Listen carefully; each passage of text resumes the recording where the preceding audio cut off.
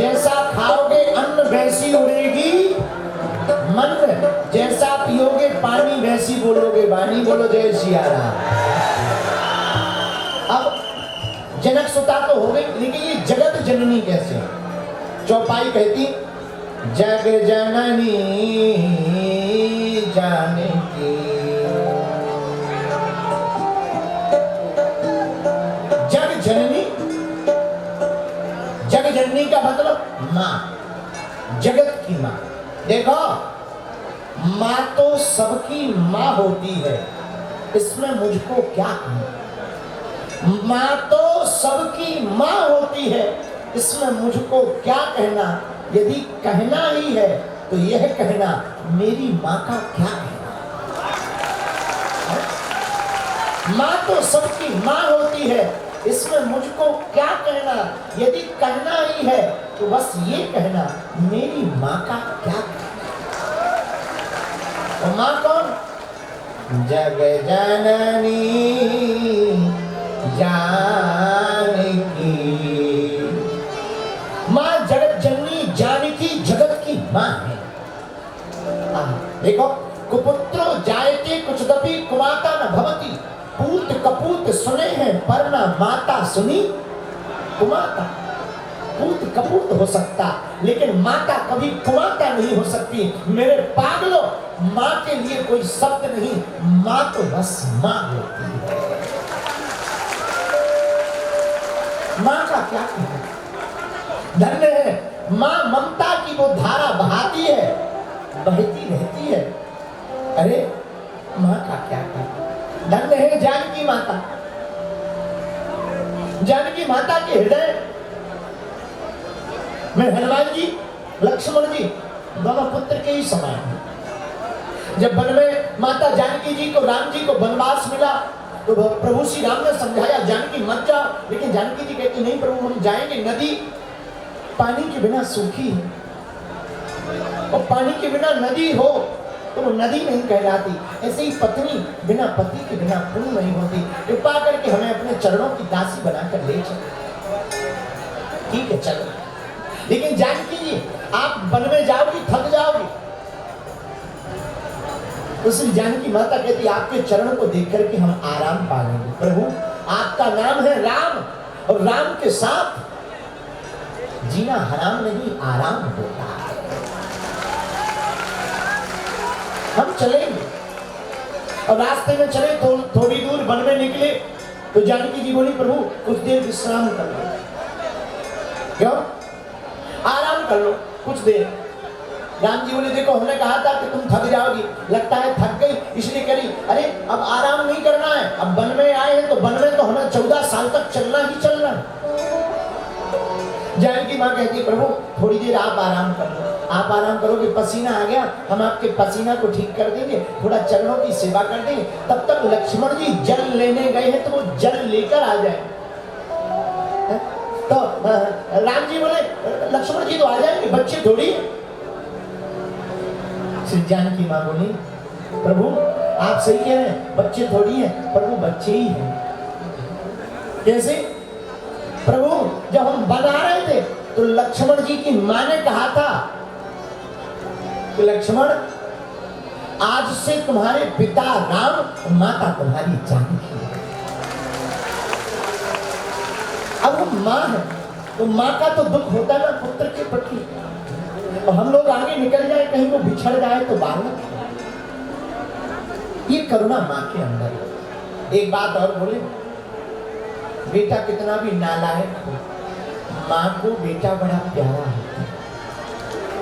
बात ना माने, उल्टा बोले, गाली बक दे, कुछ भी बोल दे, लेकिन माँ डांट सह करके भी रात को थाली लगा करके अपने बेटे के पास आ जाती है, बेटा खा ले, भूखा मत सो।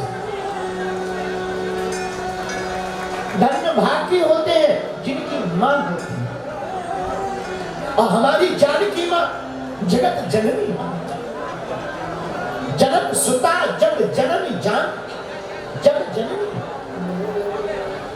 माई बाप जग जननी। इसलिए इंद्रपुत्र जयंत, इंद्र का बेटा जयंत कौवा बनकर के आया, माता जानकी जी के चरणों में चंचुका का प्रभु श्री राम आंख बंद करके लेटे हुए थे माता जानकी जी की गोद में।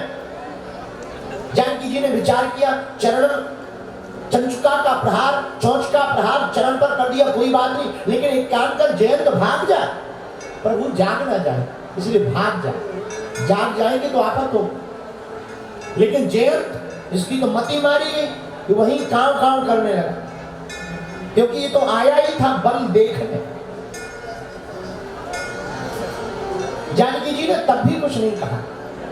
चंचुका का चोंच का प्रहार करने पर भी जयंत को कुछ नहीं कहा, लेकिन बाद में वो जयंत माना नहीं, दोबारा चोंच का प्रहार किया, अपने पंजों से इतना तेज लौच दिया कि मैया जानकी जी के रक्त बहने लगा और कांव कांव करने लगा। प्रभु श्री राम जागे तो माता जानकी जी ने कुछ नहीं बताया, लेकिन प्रभु श्री राम जान गए। बाण तो था नहीं, एक तिनका को ही जयंत के पीछे छोड़ दिया। तिनका आगे जैसे चला, जयंत आगे आगे, तिनका पीछे। जयंत ने सोचा हमें तो पहचान थोड़ी पाएंगे, हम तो कौवा का रूप धारण करके आए हैं, लेकिन हम कौवा थोड़ी, हम तो जयंत हैं। आगे जाकर रूप बदल लिया, लेकिन रूप बदल लिया पर तिनके ने पीछा नहीं छोड़ा। बोलो जय सिया राम। ऐसा अक्सर होता है, हम लोग सोचते हैं कि हमें कोई पहचानता थोड़ी है। भाई साहब, इस दुनिया में जितने भी आए हैं सबकी पहचान, आइडेंटिटी कहीं हो या ना हो, हमारे प्रभु के पास सबका बायोडाटा रखा है। कितने भी बदल लो। हमारे कवि हैं गंग साहब। गंग कवि बहुत प्यारी बात बोलते थे, उनकी बात हमें आज याद आ गई। वो कहते थे, पवन की झकोरन से बादल मिट जाते हैं, पवन की झकोरों से बादल मिट जाते हैं, आदर मिट जाते हैं नित नित घर जाए से।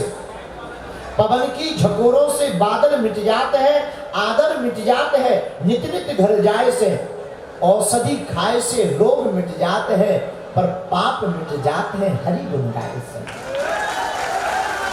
गंग कहे सुनो साहे अकबर, कर्म छिपे न भभूति लगाए। गंग कहे सुनो साहे अकबर, कर्म छिपे न भभूति लगाए, लेकिन जो हरि गुण गाए सो राम को पाए। है? कई लोग ऐसा मुख बदल लेते हैं कि हमें कोई पहचान ही नहीं रहा। मान आज ही हम आ रहे थे, हम और चौधरी साहब दोनों जिस चील गाड़ी पे बैठे थे, हवाई जहाज में बैठे, तो हम लोग काठमांडू से यहाँ आ रहे थे, भरतपुर करना था। चील गाड़ी छोटी सी, बुद्धा एयरलाइंस, उस पर बैठी छोटी सी हवाई जहाज। हम चौधरी जी, हमारे बगल में सांसद जी, और हम आगे बहू रानी और वरुण बेटा, उसके आगे माता जी बैठी, सब लोग बैठे थे। तो हम बैठे थे, तो हमें हमारे एक सज्जन साथ में रहने वाले ने कहा, गुरुजी आपको सब पहचान जाएंगे। सिक्योरिटी वालों ने कहा, गुरुजी आपको पहचान जाएंगे, घेर लेंगे। तो पता है हमने क्या किया? ये बैठे थे, हमने अपना ये गमछा लिया, मुंह में बांध लिया ताकि कोई पहचान। लेकिन मजे की बात सुनना, 1.5-2 मिनट तक तो बंधा रहा, लेकिन एक माता जी जय बागेश्वर था, हमने पर निकाल के फेंक दिया, उनके बाहर में गए। जब पहचान ही गए तो कौन लगा है? तो हम जब नीचे उतारा है, तो गाड़ी में आकर के हम कमरे में पहुंचे, तो हमने जो हमारे साथ रहते हैं, बगल में सीट में बैठे थे, उसके बगल में सांसद जी के बगल में, हमने उनसे पूछा कि हम तो मास्क लगा लिया था, हमने बांध लिया था, तो लोग हमें कैसे पहचान गए? बोले गुरुजी तुम्हारी आंखें और बाल तो बता देती जिबेई है। तब हमारे दिमाग में एक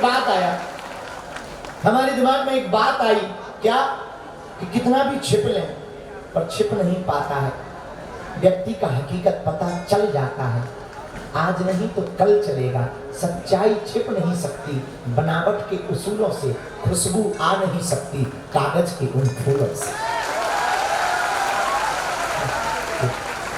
तो आ गया, तो सच्चाई सत्यता सत्य होती है, तो छिपती नहीं है, वो तो दिखाई पड़ ही जाती है। उसी प्रकार जयंत को लग रहा था कि हमें कोई पहचानता नहीं, हम तो कौवा हैं, पर है जयंत। तो कौवा का रूप धारण करके जयंत वहां पर चंचुका का प्रहार करने आया, लेकिन उसे क्या खबर, जिसे सबकी खबर है उसको तेरी भी तो खबर है? बेखबर मत रहे काफिर, बेखबर मत रहे काफिर, तेरी खबर भी तो उसको खबर है? आप तो बेखबर मत रहिएगा, उनको परमात्मा को सबकी खबर है। बोलो जय श्री राम, जोर से बोलो। प्रभु को सबकी खबर है। जयंत आगे आगे, भगवान का वो बाण पीछे पीछे चला, आगे चले। जयंत अपने पिता इंद्र के पास पहुंचा, पिताजी हमें बचाओ। क्या बात है? तीर पीछे लगा, बाण किसका है? प्रभु श्री राम का।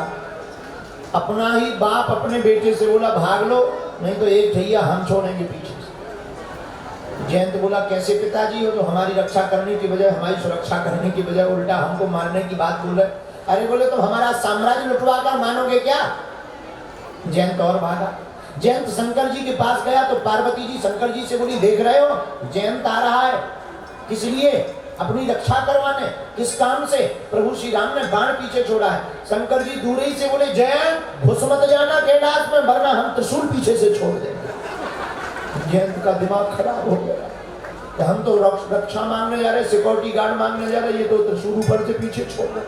जयंत भागा भागा पूरे क्षेत्र में गया, ब्रह्मा जी के पास गया, इंद्र के पास गया, कहीं पर भी ठिकाना नहीं मिला। जयंत समझ गया हमने गलती तो कर दी, गलती हमने पहचान छिपा कर की, अब अपनी पहचान भी नहीं बचा पा रहे। बोलो जय श्री राम। लेकिन आगे गया, उसी समय जयंत को देखकर किसी को दया लगी, और उस दया किसको लगी? नारद जी।